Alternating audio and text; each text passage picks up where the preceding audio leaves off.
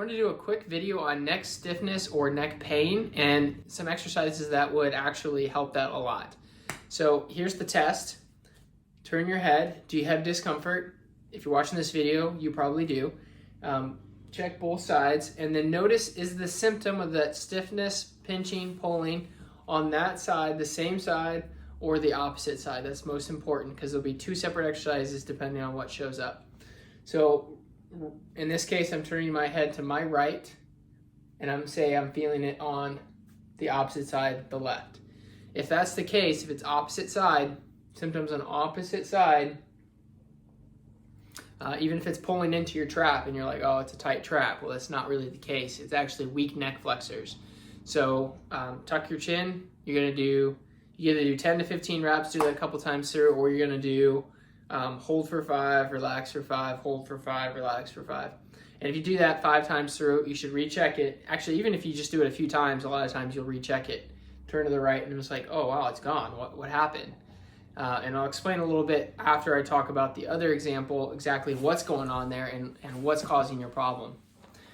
So in the other case, you turn your head to the right and you have your symptoms on the right. Well, if it's all on the same side, then you're looking at actually, a shoulder issue. So usually mid-back, shoulder. So you've got rhomboids, lats, lower trap, serratus, basically muscles that depress the shoulder away from the head aren't activating like they should. So one exercise that I've seen that's helped a lot for that is kind of a shotgun approach because you're addressing all of them, is to hold a kettlebell or a dumbbell and you're going to hold it straight out in front of you like you're about to do a bench press. And I actually have people extend through their mid-back so that they can get tightness in through their mid-back, get good contractions of their rhomboids. And you're just holding that. Usually I'm using a 15-pound kettlebell. 20 pounds fine. You can even do this without any weight if you know what you're doing. If you're somebody that bench presses all the time, you know what it feels like to get tight with your upper mid-back. So basically you just want to get good engagement. It's one of those muscles, so intuitively you'll have to do that, or the kettlebell or the dumbbell is going to hit you right on the face if you're not activating those muscles properly. Again, how you know you're going to do that or how it's going to be helpful is that when you're holding that kettlebell, you're going to turn your head and all of a sudden either you're going to notice you have more range of motion or your symptom's completely gone.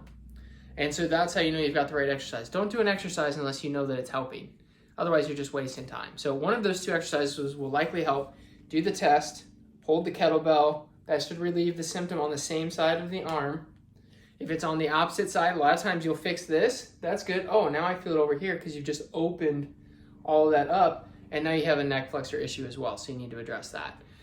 So obviously there's lifestyle things that can cause that, but try to stay on top of it. Doing this exercise can get you out of a lot of discomfort. So why does this happen, and what is the driving force of this? Well, if you've ever noticed that as far as our joints are put together in different chains, we start with the wrist. It's a very mobile joint, not a lot of stability at that joint. You've got your elbow, good stability, but not a lot of mobility. We're just going up and down. Shoulder, second largest range of motion in the entire body, but not a lot of stability. Then you have scapular stability, and you look at your neck. Should have really good mobility with that too, not a lot of stability with that. So if one joint starts to lose what it's good at, it will grab the adjacent joint to provide what it's missing. So in this case, in the kettlebell case, we are missing scapular stability because we don't have good engagement of our lats, our serratus, our rhomboids, lower trap, whatever it is. And that's allowing us to get some instability, and then our, if the symptom's in the pinching of the neck or if it's pulling, whatever it is, it's compensating, trying to create stability for the lack of stability that's there. So when you hold that, it disappears because it feels stable. Same is true for the neck flexor. I'm turning to the right, I feel it on the left. The neck doesn't feel stable in rotation, and in this case, it's a neck flexor issue. So, use those two tests. They work almost every time, but as long as you're doing them right, they work every single time.